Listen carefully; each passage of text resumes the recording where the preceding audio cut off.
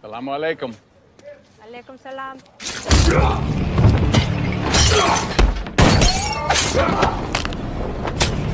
Yang suka film beradrenalin, berarti kalian membuka video yang tepat. Salah satu film terbaik dari aktor ternama Denzel Washington dengan judul Equalizer. Namun, ini adalah sequel dari film pertamanya dengan judul yang sama. Buat kalian nih, yang belum nonton film pertamanya, langsung aja klik link yang ada di bawah untuk nonton filmnya.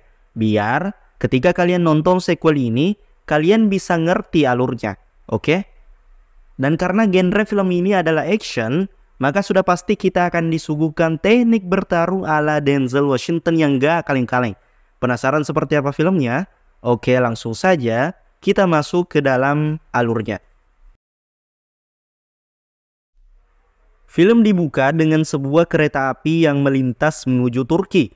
Di sana terlihat ada seorang kakek berjenggot beserta penumpang lainnya.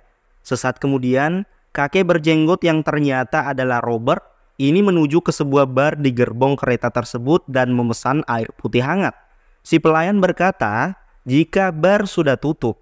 Lalu ada seorang pemuda baik hati mengatakan untuk melayani kakek tua tersebut. Pemuda tersebut pun kemudian menghampiri kakek tua dan mencoba mengobrol. Ternyata si kakek berkata, jika ia ingin ke Turki berniat untuk menjemput seorang anak yang diculik oleh bapaknya sendiri karena bercerai dengan ibunya si anak. Mendengar ceritanya kakek, si pemuda merasa bahwa kakek tersebut sedang membicarakannya. Dan pemuda tersebut memilih jalan yang salah, di mana ia menyuruh anak buahnya untuk menghajar kakek tersebut. Dan yang terjadi adalah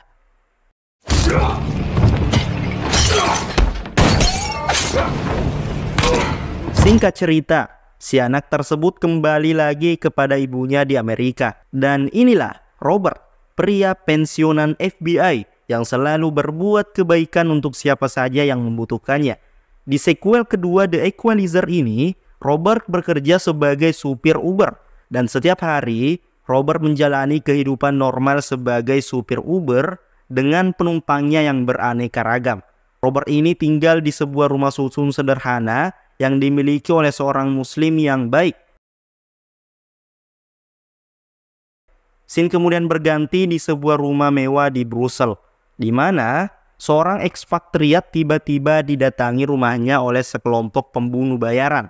Tanpa ampun, pembunuh tersebut menembak istrinya, kemudian memaksa suaminya untuk menembakkan mulutnya agar terkesan sebagai kejadian bunuh diri.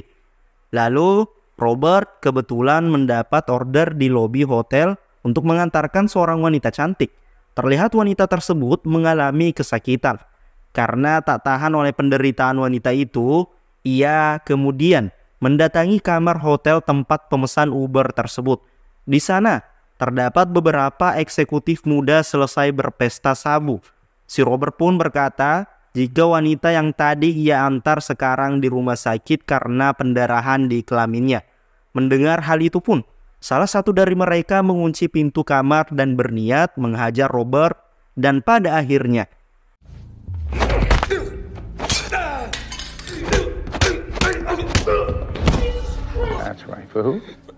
setelah memberi pelajaran pada pemuda tak bertanggung jawab itu, Robert kembali ke rumahnya dan mendapati di rumahnya ternyata sudah ada Susan, seorang agen FBI sahabat Robert yang membantu Robert di film The Equalizer yang pertama.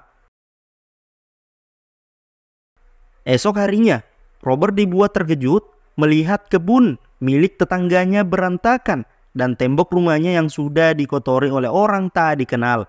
Robert pun memutuskan untuk membersihkan sendiri tembok tersebut. Lalu datanglah Miles, tetangganya, dan menawarkan diri untuk membersihkan cat tersebut sebagai pekerjaan sampingan. Karena baik hati, Robert pun menerima tawaran Miles karena melihat Miles yang seorang mahasiswa seni butuh tambahan uang untuk biaya hidupnya. Kembali di rumah Susan yang sedang Zoom meeting dengan koleganya yang sedang membahas kejadian di rumah ekspatriat di Brussels, ia kemudian mendapat tugas untuk mendatangi TKP langsung untuk menemukan kejadian yang sesungguhnya. Diantar oleh Dave sebagai agen FBI, Susan pun menyelidiki TKP di Brussels. Dan setelah dirasa cukup, Dev pun mengantar Susan untuk beristirahat di hotel. Dan begitu Susan membuka pintu kamar hotel, tiba-tiba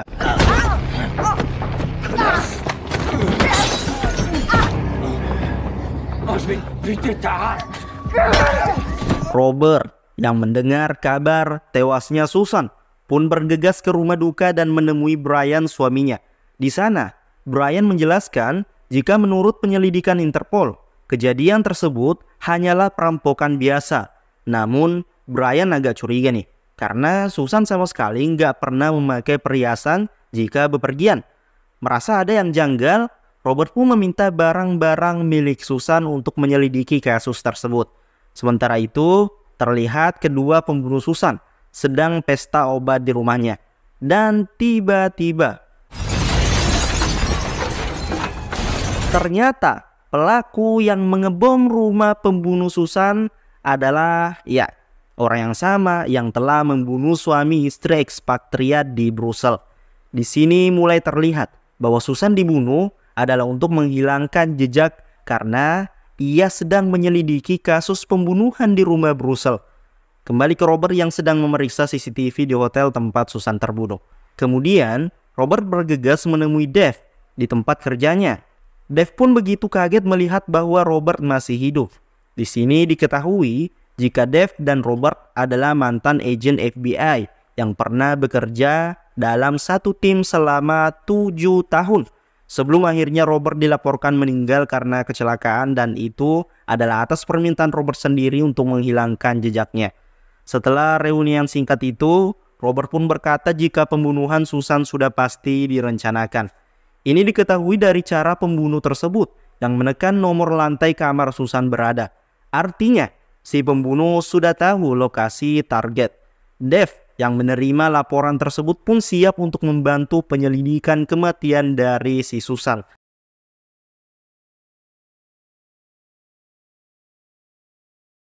Scene berganti saat Miles sedang mengecat tembok.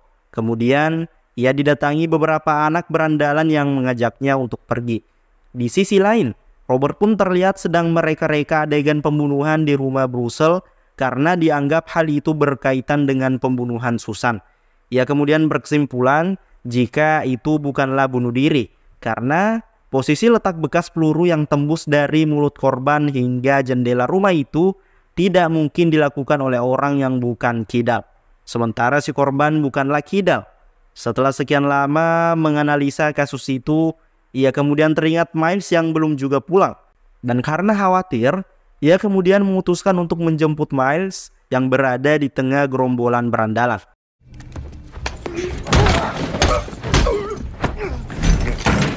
Shit. Let's go, Miles. Sit down. Robert kemudian mengajak Miles pergi dari sana agar Miles tak terpengaruh oleh mereka. Namun ia menolak. Tapi setelah diceramahi sedikit oleh Robert, akhirnya ia menurutinya. No idea what death is. Tell me, you better give me a right answer to what you see when you look at me. Killer, what you see, yummy. Keesokan harinya, sebagai ucapan terima kasih, Miles pun pergi ke rumah Robert. Setelah sampai, ia melihat dinding Robert perlu dicat. Ia kemudian menawarkan dirinya untuk mengecat tembok itu. Dan Robert pun setuju. Ditambah ia memberi upah akan hal itu.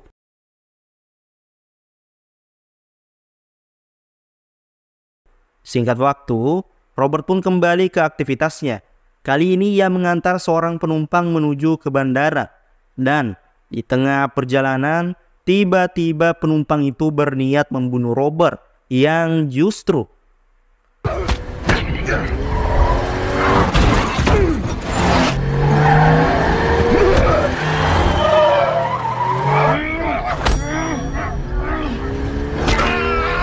setelah mengambil ponsel milik pelaku yang hampir membunuhnya, Robert kemudian membakar habis sedan kesayangannya yang biasa ia gunakan untuk mencari nafkah. Scene kemudian berpindah di rumah Dev. Tiba-tiba, istri Dev berkata jika di luar ada tamu dan itu adalah Robert. Di sini Dev akhirnya ketahuan bahwa ialah otak di balik pembunuhan Susan. Hal itu diketahui dari ponsel milik pelaku yang hampir membunuh Robert sebelumnya. Robert pun agak shock karena tidak percaya Dave sebegitu kejam membunuh sahabatnya sendiri demi uang. Dave yang terlanjur ketahuan pun berkata jika ia dan juga 3 teman Robert yang sesama FBI pun kini menjadi pembunuh bayaran. Dan 3 orang pembunuh bayaran di rumah Brussels yang juga anak buah Dave dan teman lama Robert kini telah berada di luar rumah Dave. Di sini Robert dengan suara pelan namun penuh emosi berkata jika ia akan membunuh mereka berempat karena telah membunuh Susan. Malam harinya, mereka berempat berniat membunuh Brian, suami Susan, yang ternyata mereka kalah cepat dengan Robert. Mereka pun mengalihkan target menuju rumah Robert dan berniat menghabisinya. Robert yang melihat mereka dari kamera pengintai pun bergegas menelpon Miles yang ternyata sedang mengecat dinding dapur Robert. Robert menyuruhnya agar segera bersembunyi di ruang rahasia di balik lemari buku. Hold the book out, you'll see a button behind it. I want you to push the button.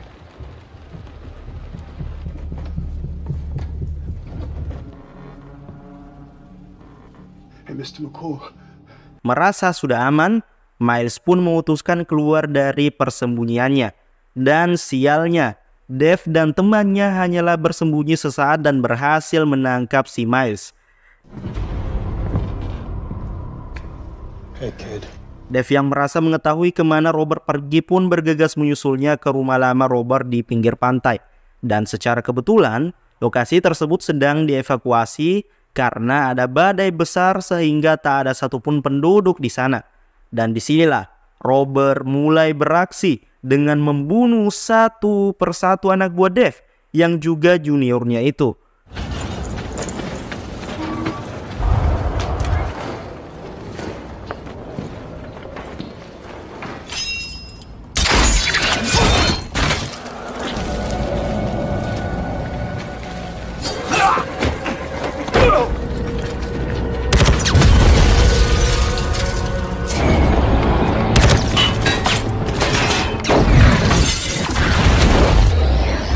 Melihat anak buahnya sudah habis, Dave yang berada di mercusuar itu pun memancing Robert untuk keluar dengan menembaki Miles yang berada di bagasi mobil Dave.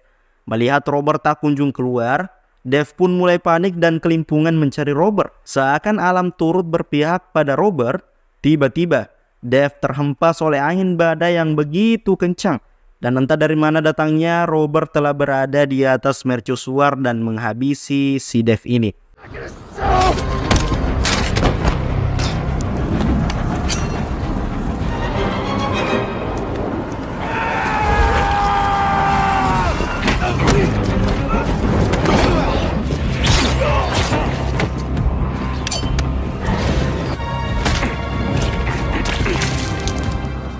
Film pun diakhiri dengan kisah Miles yang telah kembali rajin kuliah. Sementara Robert duduk santai di rumah lamanya sambil menikmati dunia yang kembali aman dan tentram. Dan film pun berakhir.